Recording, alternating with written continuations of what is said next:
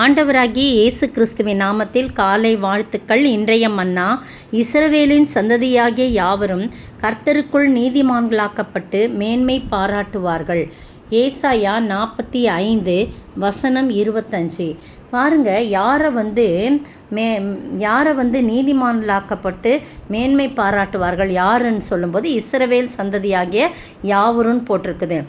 மேன்மை எப்படி பாராட்ட முடியும் அப்படின்னு சொன்னால், ஒருவன் கர்த்தருக்குள் நீதிமான்களாக்கப்பட்டால் மட்டும்தான் அவன் மேன்மை பாராட்ட முடியும். நீதிமான்கள் மட்டும்தான் மேன்மை பாராட்ட முடியும். பார்த்தீங்கன்னா 22ஆம் வசனம் சொல்லுது, பூமியின் எல்லையுள்ளவர்களே, எல்லை எங்கும் உள்ளவர்களே, என்னை நோக்கி பாருங்கள், அப்பொழுது ரட்சிக்கப்படுவீர்கள். நானே தேவன், வேறு ஒருவரும் இல்லை என்று சொல்லப்பட்டிருக்குது.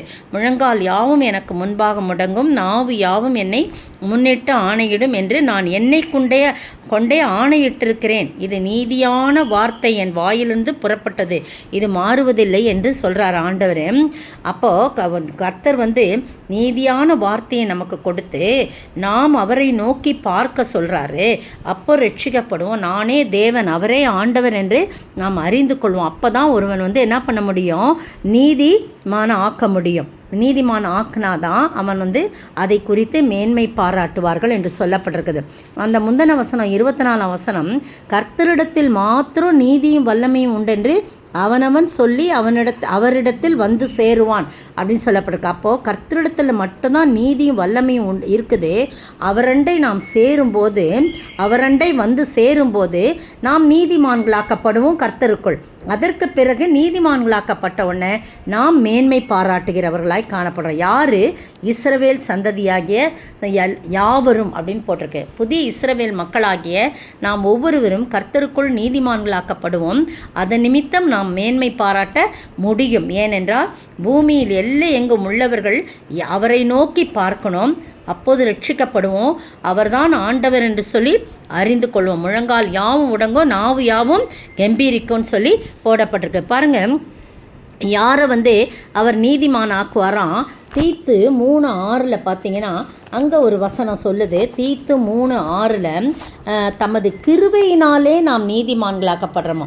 ஆண்டவருடைய கிருபையினால தான் நாம் நீதிமான்களாக்கப்பட்டு நித்திய ஜீவன் உண்டாகும் என்கிற நம்பிக்கையின்படி சுதந்திரராகும் அப்படின்னு சொல்லி போடப்பட்டிருக்கு. அப்போது கர்த்தர் நமது கிருபையினாலே நம்மை நீதிமானாக்குகிறார் என்று சொல்லி பார்க்கணும். அடுத்தது பார்த்திங்கன்னா ரோமர் 8ஆம் அதிகாரம் 30ஆம் வசனம் பாருங்களேன். யார் நீதிமானாக்கப்படுறாங்கன்னு சொன்னால், எவர்களை முன்குறித்தாரோ அவர்களை அழைத்திருக்கிறார். எவர்களை அழைத்தாரோ அவர்களை நீதிமான்களாக்கியும் இருக்கிறார். எவர்களை நீதிமான்களாக்கினாரோ அவர்களை மகிமைப்படுத்தியிருக்கிறார். அதான் மேன்மைப்படுத்தியிருக்கிறார். பார்த்தீங்களா?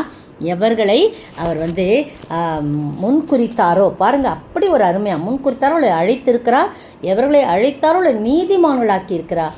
எவர்களை நீதிமான்களாக்கி இருக்கிறாரோ அவர்களை மேன்மைப்படுத்தியிருக்கிறார். அதுதான் மேன்மைப்படுத்தியிருக்கிறார், மகிமைப்படுத்தியிருக்கிறார் என்று எல்லாமே ஒரே வார்த்தை தான். இந்த அருமையான வேளையிலே கர்த்தரால் நாம் அழைக்கப்படணும், அவரால் முன்குறிக்கப்படணும், அவரால் அழைக்கப்படணும், அவரால் மகிமைப்படுத்தப்படும்படியாக நாம் ஆண்டவருடைய சத்தத்தை கீழ்ப்படிந்து அவரை நோக்கி பார்க்கணும். முழங்கால் யாவும் அவருக்கு முன்பாக முடங்கணும். நாவு யாவும் அவரை போற்றி கம்பீரித்து பாட வேண்டும். அப்படி இருக்கும்போது அவரே ஆண்டவர் என்று சொல்லி நாம் அறிந்து புதிய இஸ்ரவேல் சந்ததியாகிய யாவரும் கர்த்தருக்குள் நீதிமான்களாக்கப்பட்டு மேன்மை பாராட்டும்படியாக கர்த்தர் கிருபை செய்வார். ஆண்டவர் தாமே இந்த வார்த்தைகளை ஆசீர்வதிப்பாராக. ஆமென். இயேசுவே ஆண்டவர், இயேசுவே ஆண்டவர், மரணத்தினின்று உயிர் தெழுந்தார். கால்கள் யாவும் முடங்கும், நாவு யாவும் போற்றிடும் அந்த இயேசுவே ஆண்டவர். கால்கள் யாவும் முடங்கும், நாவு யாவும் போற்றிடும் அந்த இயேசுவே ஆண்டவர். ஸ்தோத்திரிக்கிற ஆண்டவரே, துதிக்கிற ராஜா, உம்மை நோக்கி பார்க்கணும். எங்கள் முழங்கால் யாவும் உமக்கு முன்பாக முடங்கணும், நாவு யாவும் உம்மை போற்றி பாடும். நீரே ஆண்டவர் என்பதை நாங்கள் உணர்ந்து கொள்ளும்போது புதிய இஸ்ரவேல் மக்களாகிய நாங்கள் உமக்குள் நீதிமான்களாக்கப்படுவோம். எனவே அதை குறித்து நீதிமான்களாக்கப்பட்ட பிறகு நாங்கள் மேன்மை பாராட்டப்படுவோம். உம்மாலே நாங்கள் மகிமைப்படுத்தப்படுவோம். ஆண்டவரே, அப்படிப்பட்ட கிருபையின் ஆசீர்வாதத்தை எங்கள் ஒவ்வொருக்கும் தர வேண்டும் என்று கர்த்தரும் மீட்பரும் ராஜாவுமாகிய இயேசு கிறிஸ்துவின் விலையேற பெற்ற நாமத்தில் ஜெபிக்கிறேன் பிதாவே. ஆமீன்.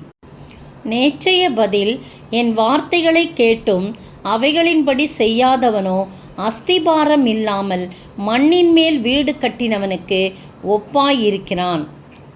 லூக்கா 6:49. இன்றைய கேள்வி: வாலிபனை உயிரோடு எழுப்பிய பிறகு எல்லாரும் பயமடைந்து சொன்ன வார்த்தை என்ன? வாலிபனை உயிரோடு எழுப்பிய பிறகு எல்லாரும் பயமடைந்து சொன்ன வார்த்தை என்ன?